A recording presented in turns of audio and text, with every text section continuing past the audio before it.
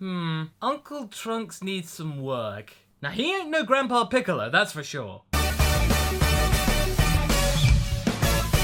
That's right everyone, Dragon Ball Super episode 52 is out and it's kind of taking it down a notch this week. Reunion of Master and Student, Gohan and Trunks. Well, sort of. Wibbly wobbly, timey-wimey stuff, kinda makes it accurate, but wrong Gohan, Trunks. We begin this episode with establishing the premise that the time machine is being worked on. We got some time to kill, so Trunks, go nuts! However, the meat of this episode is quite substantial, and I shall get onto that later on. I don't know what's more impressive, Bulma being able to figure out what her future self was able to do relatively quickly, or that Mai and Shu know what an electromagnet decompressor is. Why didn't they use that now in Dragon Ball?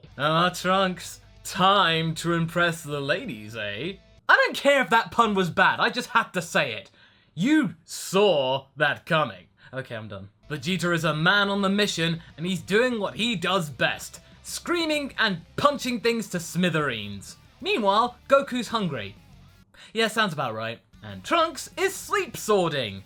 That boy sure loves his swords. Is that becoming a catchphrase of mine or something? So the blue stuff now has a name. Electromagnetic number 15. It's 3 times better than that poxy Chanel number 5 stuff. This stuff turns back time, literally. This stuff needs about a day to fill up the tanks on the time machine so Trunks can go off and do stuff. Does he want to go and train with his father? Does he want to connect with his present self? No. He wants to go and actually talk with Gohan. Well, he didn't really actually talk to our Gohan that much.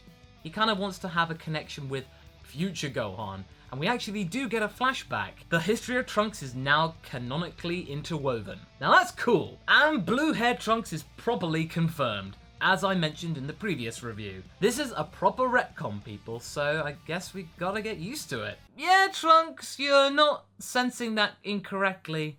Gohan is like that. That man sure loves his ice cream. Not even the Kai footage can hide that from you. In the entirety of this scene, Trunks is either looking worried, scared, or a mixture of both. He's showing what we're thinking right now. So as we usually do in anime, we need some either sitting on the swings or on a bench at sunset, a time for contemplation. Gohan is busy playing with his daughter Pan, who is able to kick Trunks' ass, by the way, and try and take his sword, as pretty much 80% of the cast can easily do at this point. He's able to realise that his sensei from another era is content. He's been able to find a life, and this just makes him yearn for the life that he never had. It's actually a really powerful moment at the end of all that. So we may have had all the tomfoolery of the past 5 minutes, but we actually, in this about 30 seconds, without barely any words, realize that Trunks has learnt something very valuable. He's fighting for the future again. That whole sequence might have been weird, but it's definitely stuck the landing. And where's Goku in all this? Well, he's off to Universe 10 to sense a key with Beerus that is very similar to Black's. A weird Kaioshin named Zamasu. What do we know about this person?